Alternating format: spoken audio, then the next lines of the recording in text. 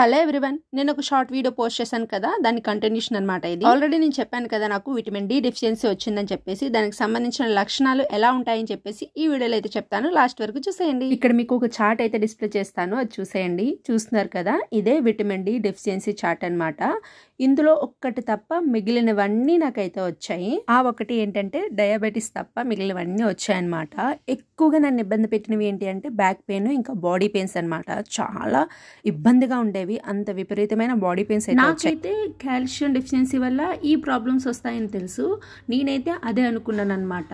But doctor దగ్గరికి వెళ్ళిన తర్వాత విటమిన్ డి డెఫిషియన్సీ అని చెప్పగానే షాక్ అయ్యాను అనమాట. ఏంటి దీనివల్ల కూడా ఇలా ఉంటుందా అని చెప్పేసి. నాకు ఈ ప్రాబ్లం ఎలా తెలిసింది అంటే సివియర్ పెయిన్స్ వచ్చిన తర్వాతే తెలిసిందనమాట. స్టార్టింగ్ లో ఒక్కొక్కటిగా స్టార్ట్ అయ్యింది. బ్యాక్ పెయిన్, అలాగే అరికాలలో మంటలు, అలాగా ఒక్కొక్కటిగా స్టార్ట్ అయ్యింది అనమాట. ఫస్ట్ నాకు బ్యాక్ పెయిన్ వచ్చింది. బ్యాక్ పెయిన్ నుంచి ఇవన్నీ మొదలయ్యాయి అనమాట. నేను బ్యాక్ పెయిన్ ఎక్కువగా వస్తుందని చెప్పేసి డాక్టర్ దగ్గరికి వెళ్ళాను, మెడిసిన్ ఇచ్చారు. బట్ అయినా సరే తగ్గలేదు. ఒక్కొక్క రోజు పెయిన్స్ అన్ని ఒకేసారి అటాక్ చేసేవి, ఒక్కొక్కసారి తగ్గిపోయేవి అనమాట. జస్ట్ ఇది నార్మల్ ఏమో నేను అనుకున్నాను. ఈ ప్రాబ్లం అంతా నాకు విటమిన్ డి డెఫిషియన్సీ వల్ల అని చెప్పేసి 2 months తర్వాత తెలిసింది. ఈ 2 months కూడా ఈ ప్రాబ్లమ్ ని ఫేస్ చేస్తూనే ఉన్నాను.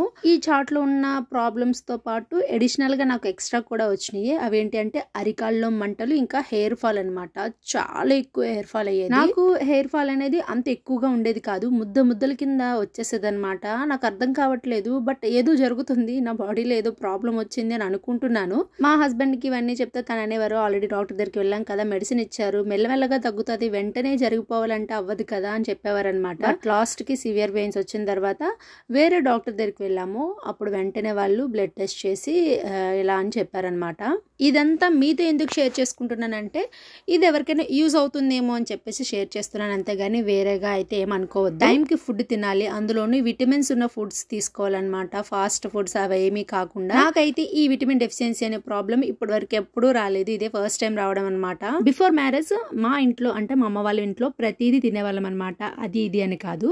బట్ ఆఫ్టర్ మ్యారేజ్ నా ఫుడ్ లో అనేది ఫుల్ గా తేడా అయితే వచ్చేసింది. ఎందుకు అంటే మా హస్బెండ్ కొన్ని ఐటమ్స్ తినేవారు కాదు, దానివల్ల నేను కూడా అవాయిడ్ చేయాల్సి వచ్చేది.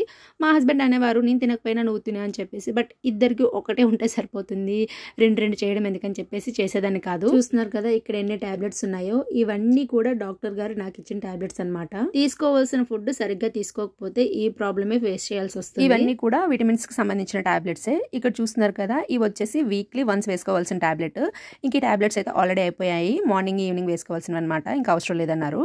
ఇంక ఇక్కడ వైట్ బాక్స్ లో చూపిస్తున్నాను కదా, ఈ టాబ్లెట్స్ వచ్చేసి డైలీ ఆఫ్టర్నూన్ వేసుకోవాల్సిన టాబ్లెట్. నేనైతే ఫస్ట్ టైం చూస్తున్నాను ఈ టైప్ లో కూడా టాబ్లెట్స్ ఉంటాయని చెప్పేసి. చూస్తున్నారు కదా ఈ టాబ్లెట్ ఎలా ఉందో. నాకైతే డైరీ మిల్క్ ఇంకా మిల్కీ బార్ లా కనిపించింది. ఈ టాబ్లెట్స్ తో పాటు వీక్లీ ఒక ఇంజెక్షన్ కూడా వేస్తున్నారు. ఇలా ఈ కోర్స్ అంతా కూడా 2 months అనమాట. తర్వాత ఎర్లీ మార్నింగ్ 6 to 7 మధ్యలో ఎండ అనేది వస్తుంది కదా, ఆ ఎండలో కొద్దిసేపు ఉండమన్నారు. ఇంకా ఫుడ్ విషయానికి వస్తే మార్నింగ్ గుడ్డు, పాలు అనేది కంపల్సరిగా తీసుకోమన్నారు. ఇంకా విటమిన్ డి వెయిట్ లో ఉంటుందో అవన్నీ చూసుకొని తినండి అని చెప్పారనమాట. ఇప్పుడైతే నా హెల్త్ కొంచెం బాగుంది, రికవర్ అయ్యాను అనమాట. ఎవరికైనా విటమిన్ డి అనేది బ్లడ్ లో 30 అబోనే ఉండాలంట. 30కి బిలో ఉంటే ఈ ప్రాబ్లం ఖచ్చితంగా వస్తుందంట ప్రతి ఒక్కరు. సో ప్రతి ఒక్కరు విటమిన్స్ ఉన్న ఫుడ్ కంపల్సరిగా తీసుకోండి, ఇలాంటి ప్రాబ్లమ్స్ రాకుండా ఉంటాయి. Thank you for watching, bye.